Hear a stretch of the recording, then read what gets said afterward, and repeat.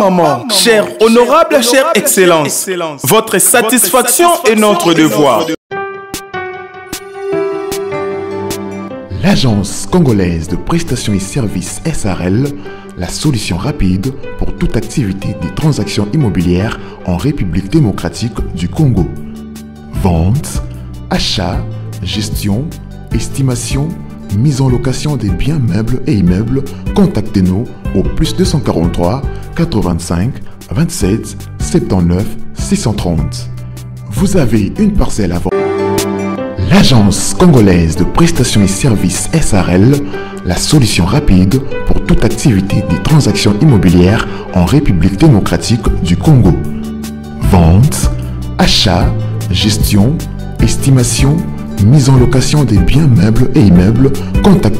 Mbote libota mbote bande konanga ya sengo mingi ya ko présenter bino lupango oya kitoko o na 3 portes à locataire awa na commune ya Limete industriel. Na quartier moko ya bien quartier ndanu awa toza place etonda ramaite awa toza place moko je crois que to relaxa ti libanda biso nyonso to komona ndenge avenue zali ndenge quartier zali to rotambola et puis bogomona donc o eza ba avenue na lobi a toza na commune ya Limete na 17 na partie industrielle donc awa to bimina makadam de to lobara toujours to yaka pona kolakisa bino déjà avenue place au côté là a toi na poids lourd bon mon ami tout kezo bima ezo kota tozonga na lupango to beta masolo est essentiel donc awa tozongi siko na kati ya lupango donc tozo la sabino lupango a kitoko oyo ezana 3 portes ya ba locataire donc ezana ba porte ba une chambre salon 3 portes ba locataire mo mezawana mai yango yo moni pompe ezali courant kolobate biso stoyebi ke quartier dans commune à Limete industriel courant ezalaka bien parce que ba industrie eza ebele et sengaka courant donc bango pe ba bénéficiera na courant o ezali courant industriel donc courant ya ba industrie le pango yango eza na 3 portes ba locataire eza na revenu ya bien pour na ba porte nyo misatu eza na revenu ya $200 américains. Donc, bah, futaka, n'engi bomoni on a $200 divisé par 3. Yango ba futaka. Donc, quand on a tous les 3 portes, ne ebimisaka $200 le mois. Donc, le pan eza bomona mur eza esika. Mutu asombaki nde lelo a préféré achango na marché. Donc, yé pas sombaki a mekai ko bongisa mwandambu, mais urgence n'engi zalara toujours. Urgence moro est tombé ezo senga que à liquider yango rapidement pour à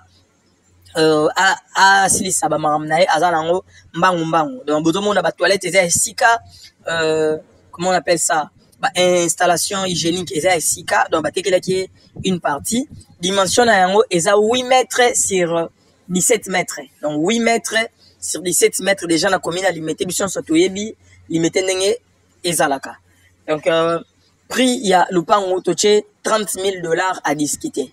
To lobi bien to teka yango mbangu donc on nyoso ko za intéressé benga biso R yango yo to évoluer donc ba document eza sans problème yé moko mukolo na yango nde azoteka lupango na ye donc eza teke o ba héritier o eza teke o s'occuper ndenge ba posa biso ba question nani azoteka et non donc propriétaire yé moko azoteka lupango na ye bomoni ndinda ko etongambi banda kwa sika et puis espace muso eza sous awa oyo koki ko bakisa tanda moko awa to koki ko tonga en étage donc bomona balabala ndenge ezali ba toilette ya ngwana ya sika bomona mur ya sima awa eza mur akala na ya sika a mélanger donc asalaki ba travaux na ye donc awa eza $30,000 à discuter to relaxa bino balabala ndenge ezali to robima to tambola espace yango yo to benda pe moi quartier mukie pona ba o ba sipela ko mona quartier voilà bomona banda kundeza étage ba étage ezali donc a to comprendre que toza na commune ya Limete to robima na veni to relakisa ko bo comprendre que awa eza parti au mai etonda raté donc eza parti moko ya bien mutuka tina kata chambre donc soza mutuka la yo olongwe na ngona boulevard oyo ko tina kata chambre tina kata dans yo kaka donc eza ma espace moko ya bien oyo ko ko bakisa et puis eza déjà na revenu moko déjà ya bien pour na 3 portes donc pour na ba oyo ba luka ko somba mapangu na ba prix assez mais ils ont déjà un revenu morobo eux ko sala déjà bien chaque fin du mois le kotaka le pango yango $30,000 à discuter. Donc ils allaient à 3 portes à locataire bomona bazali locataire déjà bazali courant ezali moi il te l'accès déjà pompe ezali. Donc pour na ba onions ba rozala intéressé to bengana to évoluer pour na le pango oyo. Donc wana to lobaki toza na commune ya limité industriel.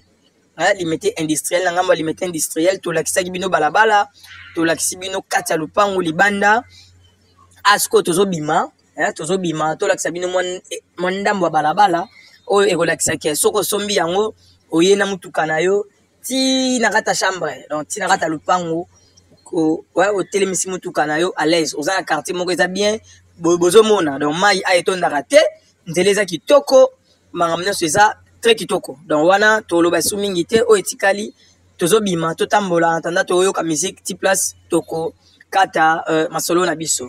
Donc bonne chance à tout le monde. Oeza nzela ya munene tozo lakisa ti place tozo moto et bimisa biso ti na boulevard ya munene. Donc bonne chance à tout le monde. Merci beaucoup. Bye bye. Yo Campbell. Oji mamacita, tu te demandes qui de moi de nous pour t'acheter des cimasa. Vas-y mamacita, Oji mamacita, en plan ensemble je t'ai dit je t'aime à travers le meaning.